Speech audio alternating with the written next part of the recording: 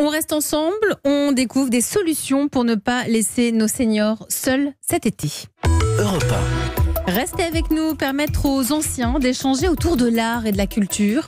Une start-up le permet et ça se passe même dans des EHPAD. Sa cofondatrice est avec nous. Ça s'appelle Artora. À tout de suite. Europe 1, Philippe Vandel. Demain, dans Culture Média, une émission très particulière. Nous serons avec Margot Lafitte de Canal+, qui va nous parler du redémarrage de la saison de Formule 1 sur Canal+, évidemment, et des vrais Grands Prix. Et puis Pascal Clark qui prendra la suite, et je m'en réjouis, de l'émission à partir de lundi. Europe 1, Culture Média. Alors à demain, dès 9h, sur Europe 1.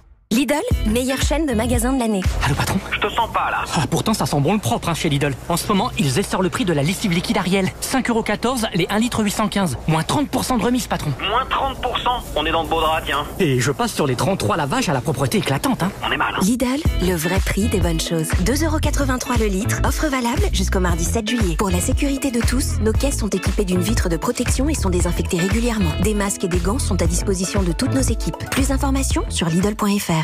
Cet été, partons en voyage sur la route 71. Découvrez la Saône-et-Loire dans une série de podcasts Route 71 en Bourgogne du Sud sur europe1.fr. Europe 1, la France bouge. Elisabeth Assayag. On prend soin de nos personnes âgées cet après-midi, pendant l'été. Comment rompre l'isolement des seniors? Nous sommes avec Pierre Piesiardi, notre coach, avec Aurélien Fleureau, et avec vous, Laura Largilet. Bonjour. Bonjour Elisabeth Assayag. Vous êtes la cofondatrice d'Artora. Artora, A-R-T-O-R-A. C'est une start-up pour reconnecter les générations, c'est-à-dire les anciens et les plus jeunes, par l'art. Conserver ce lien social à travers l'art. Comment vous faites pour pouvoir connecter les deux? Alors exactement, Artora, donc c'est une entreprise que j'ai cofondée en 2018, donc on a maintenant 2 ans. Et c'est une entreprise qui a été pensée alors qu'on était encore étudiants avec mes associés, donc sur les bancs de l'école du Louvre, qui est une école où on nous enseigne l'histoire de l'art. Et c'est parti un peu d'un double constat. Le premier qui était que on avait des grands-parents, des arrière-grands-parents bien sûr, qui étaient dans des EHPAD, des résidences seniors, et qui se plaignaient peut-être de ne pas avoir accès encore à ce monde de la culture comme ils pouvaient le vivre auparavant, et surtout qui se plaignaient de ne plus apprendre de nouvelles choses. Et c'est-à-dire qu'ils sont en EHPAD, où ils ont arrêté leur activité professionnelle, et là ils se disent je peux plus rien apprendre, et pourtant j'en ai envie. Exactement, enfin c'est pas parce qu'on a 80, 90 ou 100 ans même qu'on n'a plus envie de découvrir de nouvelles choses et de se laisser emporter, de se laisser émerveiller. Donc ça nous a paru d'un côté évidemment très triste. Et puis de l'autre, il y avait notre expérience d'étudiant, évidemment. On avait des difficultés. Vous aviez travaillé dans un EHPAD aussi. Oui, alors c'était un job étudiant. Mais un job étudiant, c'est là où on observe le plus.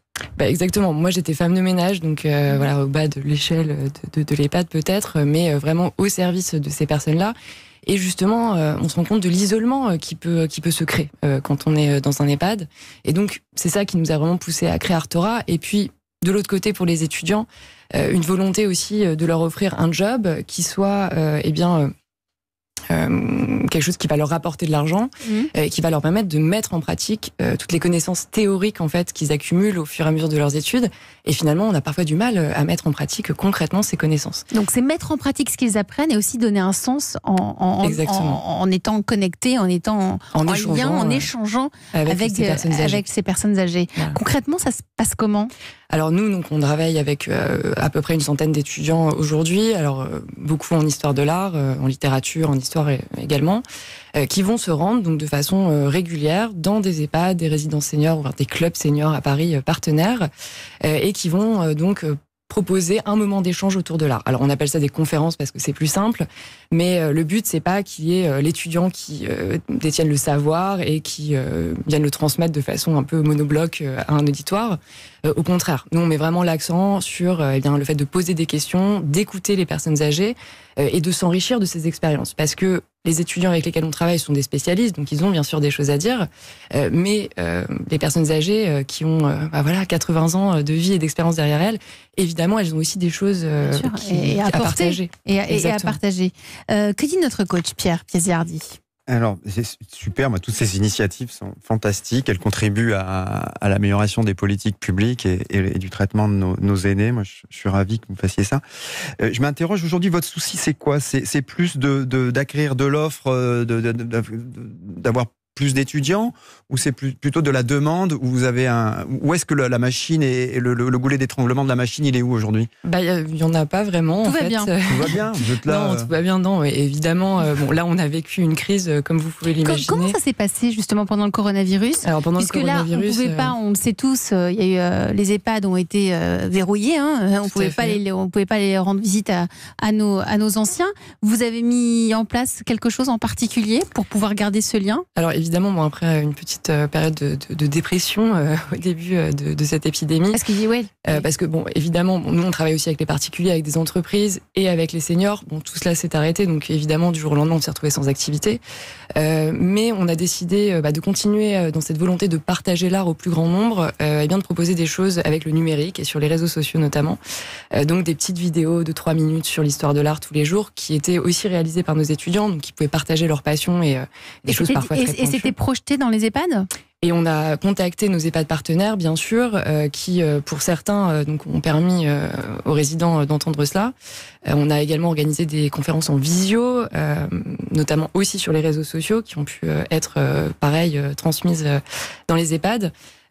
Ça a été une chose qu'on a faite. Et puis, évidemment, on a réfléchi un peu à l'avenir d'Artora. Et je profite de cette antenne pour remercier déjà les animateurs et les animatrices en EHPAD, qui sont nos interlocuteurs privilégiés. Sont des gens dont on parle finalement assez peu, mais qui ont un rôle qui est vraiment central dans la vie de la maison, qui font le lien entre les résidents, mais aussi avec le monde extérieur. Et ces animateurs et ces animatrices, ils sont de plus en plus pris en fait par le recrutement d'intervenants extérieurs qui leur prend énormément de temps. Et donc notre nouvelle idée, c'est vraiment de créer des packages d'animation tout compris, où on va retrouver 3 pôles qui sont pour nous, qui nous semblent essentiels dans le bien vieillir.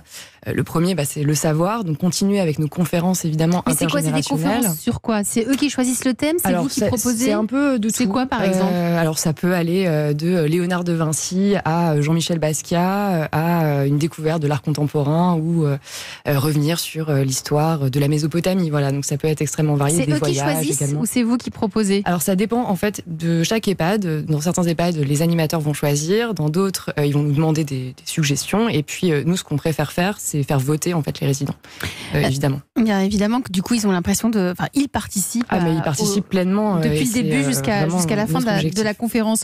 Aurélien, il y a beaucoup d'initiatives locales qui s'organisent cet été. Oui, alors comme tous les étés, sauf que forcément il faut s'adapter. Je vous donne un exemple, c'est ce qu'a fait l'association Rosé Senior à côté de Nantes en Loire-Atlantique. Alors pas d'activité en salle cette année, mais tout va se faire en plein air, des randonnées, des visites, initiation aux échecs, au théâtre, des initiatives qu'on retrouve partout dans le pays. J'ai cité un exemple au hasard presque. Il faudra évidemment avoir les gestes barrières, quelques nouvelles habitudes, mais gardez en tête que ce qui existe habituellement n'est pas annulé. Oui, c'est pas annulé. On garde le lien, c'est hyper important. Vous disiez que vous pouviez maintenir le lien dans les EHPAD, mais aussi avec les particuliers. Par exemple, si on veut vous contacter, on veut qu'un étudiant en art vienne rendre visite cet été régulièrement pour parler d'art avec ma grand-mère ou mon grand-père, c'est possible?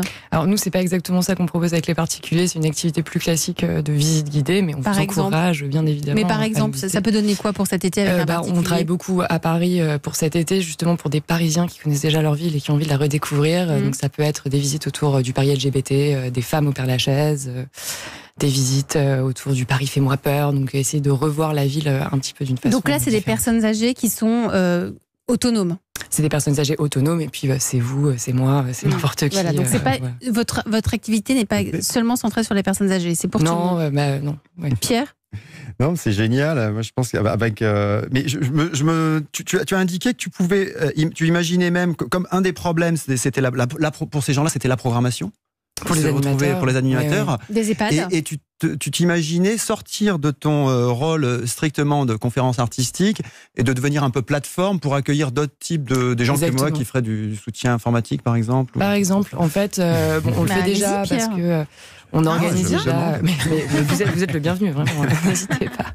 On organise déjà des ateliers, ce genre de choses, mais donc on voudrait agir sur ces 3 pôles, donc le savoir, également un pôle bien-être, parce que bien vivre, bien vieillir dans son corps, avec par exemple du yoga, de la sophrologie, et puis un dernier pôle qui nous tient aussi pas mal à cœur, qui serait autour des sens. On a remarqué en fait en donnant nos conférences que ça faisait ressurgir énormément de souvenirs et passer par les sens, notamment par l'odorat, par le goût et aussi par la réalité virtuelle. Utiliser ces nouveaux outils en fait à notre disposition, ça nous semble une super opportunité dans les EHPAD pour bien vieillir comme on le souhaite tous ici, évidemment. Évidemment.